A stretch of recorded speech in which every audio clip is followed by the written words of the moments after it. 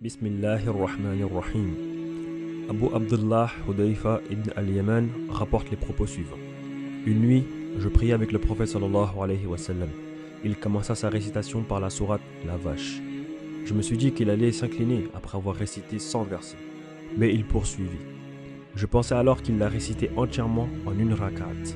Mais il poursuivit sa récitation et entama la sourate Les Femmes jusqu'à la fin et enchaîna avec la sourate La Famille d'Imran qu'il lut entièrement. Il récitait lentement et en articulant bien. Lorsqu'il lisait un verset parlant de la glorification d'Allah, il le glorifiait. Quand il arrivait à un verset contenant une requête adressée à Allah, il la lui adressait.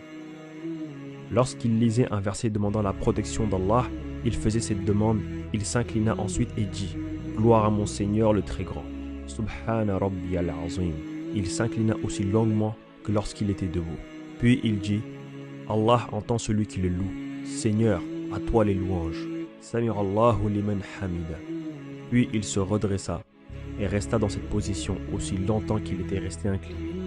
Il se prosterna ensuite et dit « Louange à mon Seigneur le Très Haut. Subhana Rabbiyal A'la. » Il demeura prosterné presque aussi longtemps qu'il était resté debout. Rapporté par Muslim. Ce qu'il faut retenir, le prophète sallallahu alayhi wa sallam priait longuement durant la nuit et il récitait lentement et en articulant correctement chaque lettre. Aussi est-il recommandé d'allonger la salade durant la nuit quand on fait que le prophète sallallahu alayhi wa sallam ait récité la sourate An-Nisa, les femmes, avant Al-Imran, la famille d'Imran. Les savants ont émis plusieurs hypothèses. Parmi elles, on peut citer que cet événement se soit déroulé avant l'ordonnancement du Coran, c'est-à-dire quand l'ange Jibril est venu faire réciter au prophète sallallahu alayhi wa sallam le Coran une dernière fois, peu avant sa mort.